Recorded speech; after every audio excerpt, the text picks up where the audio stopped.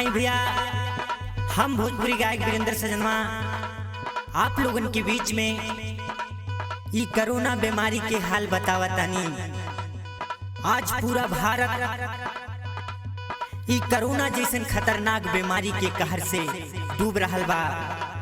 लाखों करोड़ों में आदमी मर रहल बा, लेकिन इस सरकार के तनिको चिंता नहीं थे कि इस सब के कैसे बचावल जाए। आई देखी जा भैया, यही में एगो भीम बाबा से रो रो के कैसे कहता का कहता है भैया। भारत पकाला बनी छाई कोरोनावा, भारत पकाला बनी छाई कोरोनावा, येहू भीम बाबा कामन करी जाता ना।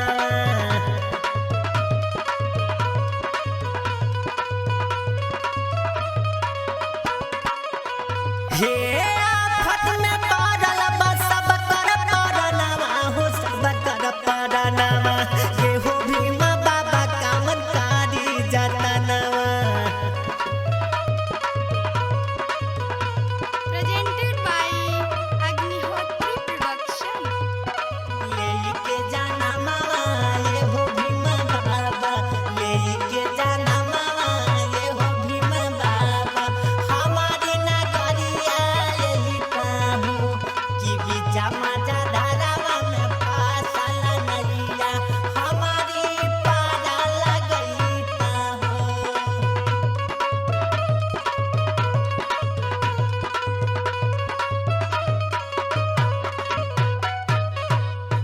ए भैया, आज मरीज की संख्या इतना हो गई बा कि अस्पताल में जगह नहीं मिलत।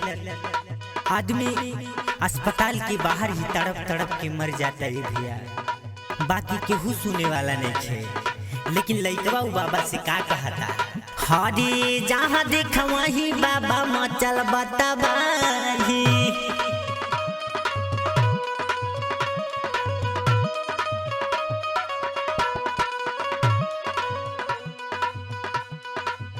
हरी ठीक से न होता बाटी सुइया दवाई।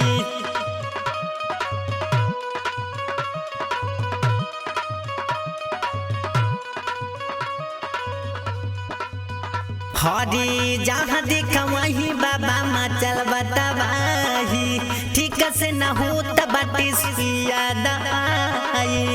हरी चोरा घुसा खरवाना हाथ बिकल कानूनामा, चोरा घुसा खरवाना हाथ बिकल कानूनामा, ये हो भीम बाबा कामन करी जाता नामा।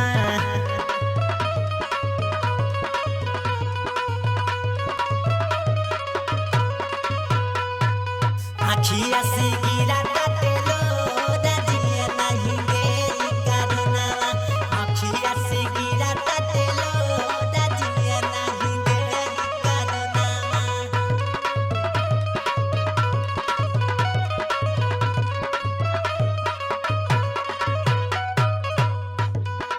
ए भैया, कहल जाला कि जब मुसीबत आवेला तो चारों ओर से आवेला। ए भैया, आज जेकरा के हम भगवान कहिला, डॉक्टर कहिला, आज उ लोग मरीज के साथ कैसन कैसन खेला खेल रहा बा। आई सुनी जा। हे जेकरा भगवान कही बनल बा कसाई,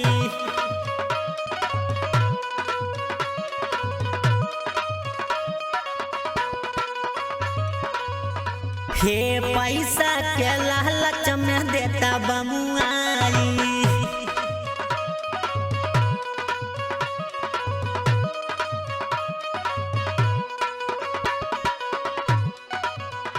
एहू जकरा भगवान समझे बनल बा कसाई, पैसा के लालच में देता बमुआई। हे कहला वीरेंद्र भीम चला मोरा जनवा, कहला वीरेंद्र भीम चला संविधानवा, ये हो भीम बाबा आवल ही के जनवा।